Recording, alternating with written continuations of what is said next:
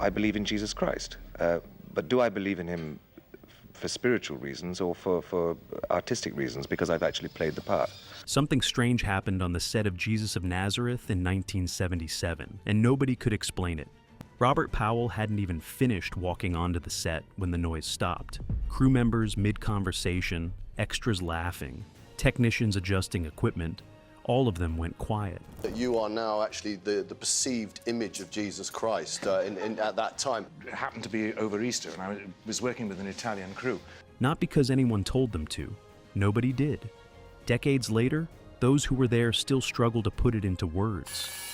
Mr. Fox, I believe his name was playing Jesus Christ. And suddenly I realized what I was watching. It's amazing. What they witnessed wasn't written in any script. It wasn't planned, rehearsed, or directed. And yet, it happened. On camera, off camera, in the desert silence of Tunisia. Stay with us. The Vatican did something almost unheard of. Before a single camera rolled in Tunisia, Franco Zeffirelli did something that had never happened in the history of major television production. He walked into the Vatican. In 1974, Zeffirelli secured a private audience with Pope Paul VI, not to ask for permission, but to ask for something harder to get: truth. He wanted to know if the Church would stand behind the project or distance itself from it. The answer would determine everything. Pope Paul VI didn't just offer a blessing and send him away. He assigned Father Jose Calderon Ichikawa, a Jesuit biblical scholar, to work directly alongside the production team as a theological consultant. This was extraordinary. The Vatican had historically kept a careful, skeptical distance from Hollywood-style biblical productions, many of which had drawn sharp criticism for historical inaccuracies or dramatic liberties. But this time was different. Zeffirelli had also assembled an unprecedented panel of religious advisors across traditions: Catholic, Protestant, and Jewish scholars, all reviewing scripts simultaneously. Among them was Rabbi Mordecai Waxman, one of America's most prominent conservative Jewish leaders at the time, who was brought in specifically to ensure that Jewish characters and customs were portrayed with historical and cultural accuracy. This mattered enormously. Previous biblical epics had been widely criticized for anti-Semitic undertones in how Jewish crowds and priests were depicted. Zeffirelli was determined that this production would not repeat those errors. The result of this multi-faith consultation process was something cast members said they felt from the first week of filming. Actor Michael York, who played John the Baptist, later recalled that the scripts carried a weight he hadn't encountered before. Every line had been examined from multiple religious and historical angles. Nothing had been written carelessly. York said in a 1977 BBC interview, "You were aware constantly that millions of people considered these events the most important in human history. That awareness never left the set. That awareness, created before filming began, inside a Vatican office, quietly shaped every decision the production made afterward. It was never one dramatic moment." The actor who played Judas nearly quit, and what he said changed how the scene was shot. Nobody wanted to play Judas. When Zeffirelli began casting the disciples, virtually every serious actor approached for the role of Judas. Iscariot had the same instinctive reaction: hesitation. Not because the role lacked dramatic weight, it had enormous dramatic weight, but because of what the name carried. Judas was not just a villain. He was, in the minds of billions of people, the most infamous betrayer in human history. Ian McShane took the role anyway. McShane, then 34 years old, was a respected British actor with significant stage experience. He understood intellectually that playing morally complex characters was part of serious acting. But what happened to him during production was something he hadn't intellectually prepared for. During the filming of the Last Supper sequence, something shifted. The scene required McShane to sit at the table with Robert Powell and the full company of disciples, while Zeffirelli filmed from multiple angles over the course of 2 full days. The table was set. The lighting was carefully designed to echo Leonardo da Vinci's famous composition. A deliberate choice by Zeffirelli, who wanted audiences to feel the visual memory of that painting the moment they saw the frame. On the second day of filming, during a close-up sequence, McShane stopped mid-take. He didn't forget his lines. He didn't misread a cue. He simply stopped, looked across the table at Powell, and asked Zeffirelli to pause filming. Through accounts later shared by crew members present that day, McShane said quietly, "I need a moment. I'm sitting across from him, and I cannot make myself feel what I'm supposed to feel. I don't feel like a man who wants to betray him. I feel like a man who doesn't want to." Zeffirelli, rather than pushing through the take, stopped everything. He spent the next hour in private conversation with McShane, not about technique, not about blocking, but about why Judas did what he did. Drawing from the research of biblical scholar William Klassen, whose 1996 work, Judas Betrayer or Friend of Jesus, examined Judas as a potentially tragic rather than purely villainous figure, Zeffirelli reframed the scene entirely. The betrayal would not be filmed as an act of greed or malice. It would be filmed as an act of a man who had convinced himself, catastrophically, that he was doing something necessary. That single conversation changed the camera approach. Zeffirelli repositioned the final close-up of Judas during the kiss of betrayal, pulling the camera closer than originally planned, holding on McShane's face for nearly 7 full seconds without cutting. No music, no dramatic score swelling underneath. Just a face. Film critics who later analyzed the sequence noted that those 7 seconds were among the most psychologically uncomfortable moments in the entire miniseries. Not because McShane performed anguish, but because he performed certainty collapsing in real time. McShane later said in interviews that Judas was the role that stayed with him longest. Not because it was his best performance, he was careful to say he wasn't sure it was, but because the experience of sitting at that table, across from Powell, in that desert light, made him think about betrayal differently for the rest of his life. The extras were Muslim, and they wept anyway. Nobody planned for this. When Zeffirelli's production team began hiring extras in Tunisia and Morocco in 1976, they faced a practical reality that most Western film productions working in North Africa faced. The vast majority of available local workers were Muslim, not Christian, not familiar with the Gospels in any personal or devotional way. Many had grown up in communities where Jesus, known in Islam as Isa ibn Maryam, was acknowledged as a prophet, but the specific narrative of his crucifixion was actively disputed. The Quran, in Surah An-Nisa 4:157, states directly that Jesus was not crucified, that it only appeared so to those watching.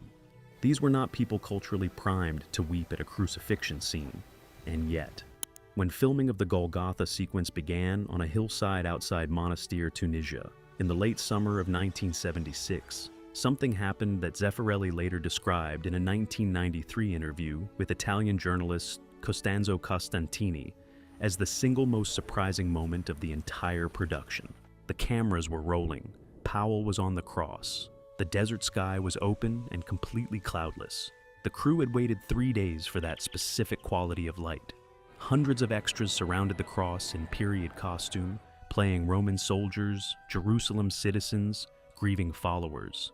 Zeffirelli called action. Within minutes, before any emotional direction had been given, before the scene had reached its dramatic peak, crew members began noticing something moving through the crowd. People were crying, not isolated individuals, not the extras who had been specifically directed to portray grief. The crying was spreading laterally through sections of the crowd who were simply standing and watching. Background figures with no scripted emotional requirement whatsoever. Zeffirelli's first assistant director, who was monitoring the crowd from an elevated position, later recalled counting at least 40 visible individuals, visibly weeping simultaneously during one particular take. People who had been laughing and talking in Arabic between setups minutes earlier. Through on-set interpreters, production staff asked several of the extras afterward what they had experienced. The answers were remarkably consistent.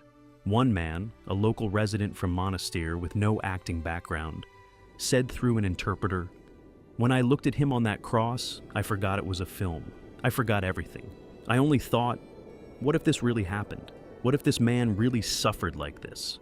Another extra, a woman who had been hired simply to stand in the background of crowd shots, said she hadn't been thinking about Christianity or Islam at all. "I was thinking about my son," she said, "about any mother watching her son die. This is where the experience becomes particularly fascinating from a psychological standpoint. Dr. Paul Ekman, whose landmark research on universal emotional expressions, published in 1972, established that certain human emotional responses cross cultural and religious boundaries, would likely have recognized exactly what Zeffirelli was witnessing. Ekman's work demonstrated that grief, specifically grief witnessed visually, triggers involuntary empathetic responses in observers regardless of cultural background, what researchers now call affective empathy activation. What the Muslim extras in Tunisia were experiencing wasn't religious conversion or a theological agreement. It was something more fundamental, a human being visibly suffering while people who loved him stood helplessly nearby. That image, regardless of what any tradition says about its historical accuracy, activated something in those crowds that no director's instruction could have manufactured. Zeffirelli recognized it immediately. Rather than resetting the crowd and redirecting the emotional atmosphere, he made a fast decision. He kept the cameras rolling longer than planned and repositioned 2 additional cameras to capture the crowd's faces during takes, faces that had never been scripted as part of the visual story. Many of those crowd faces made it into the final cut. Watch the Golgotha sequence carefully. The faces in the background, the ones not centered in the frame, the ones partially visible at the edges of shots, carry an expression that is extraordinarily difficult to perform convincingly. Robert Powell made one private decision after filming ended and kept it for decades. When production wrapped in late 1976, most cast members did what actors do. They exhaled, they went home, they moved on to the next project. Robert Powell did something different. In the weeks following the final day of filming, Powell gave almost no interviews. He turned down several immediate media appearances that his publicist had arranged. He wasn't difficult or uncooperative. He was, by every account from people close to him during that period, simply quiet in a way he hadn't been before. His wife, Babs Lord, whom he had married in 1975, just before the production began, later described this period in a rare personal interview as genuinely unusual. She said Powell would sit for long stretches in the evenings without speaking, not unhappily, not distantly, but with a quality of stillness she hadn't seen in him before the production and couldn't entirely explain afterward. Powell himself didn't discuss this period publicly for nearly 15 years. When he finally did, in a 1992 conversation with journalist Michael Parkinson during a retrospective discussion about his career, what he said was careful, specific, and unlike anything he had said in earlier interviews about the role. He said that sometime during the final week of filming, he had made a private decision, not a religious conversion, not a dramatic life change, something quieter than that. Powell said he had decided that he would never mock the story, not in interviews, not in casual conversation, not in the way that actors sometimes distance themselves from serious roles through humor to signal to audiences that they don't take themselves too seriously. He had watched other actors do this, play iconic or sacred figures, and then spend years in interviews making self-deprecating jokes about the experience to seem relatable. Powell understood why they did it. The alternative, treating the role with continued seriousness in public life, risked looking pretentious or self-important. But Powell said he couldn't do it. "I spent too long with those words," he told Parkinson. "I read them every day for months. I stood on hillsides and said them out loud to hundreds of people. Whatever I believe or don't believe privately, those words earned something from me. I wasn't going to spend the next 20 years making jokes about it at dinner parties." That decision had consequences he hadn't fully anticipated. Throughout the late 1970s and 1980s, as Powell continued working steadily in British television and film, he found himself in an unusual position in interviews. The Jesus of Nazareth question always came. Journalists expected either reverence or deflection. Either the actor who had found God through the role, or the actor who wanted to laugh it off and talk about something else. Powell gave them neither. He spoke about the role the way a craftsman speaks about the most demanding commission of his career, with respect, with precision, and with an honesty that sometimes made interviewers visibly uncomfortable because it refused to fit into either expected category. In a 1984 interview with the BBC, Powell was asked directly, "Did playing Jesus make you a Christian?" His answer has been quoted in film studies courses ever since. I don't think that's the right question. The right question is whether playing Jesus made me more careful about how I live. And the answer to that is yes. Not because I think I'm special for having played him, but because when you spend that long trying to understand someone whose central concern was how human beings treat each other, it changes what you notice. You start noticing when you fall short. The interviewer pushed further, asking what he meant by falling short. Powell paused for several seconds, a pause that was noted in the original broadcast transcript, and then said, "Impatience mostly. He was never impatient. I studied that for months and I still can't manage it before breakfast." The audience laughed. Powell smiled. But people who knew him during that period said it wasn't entirely a joke.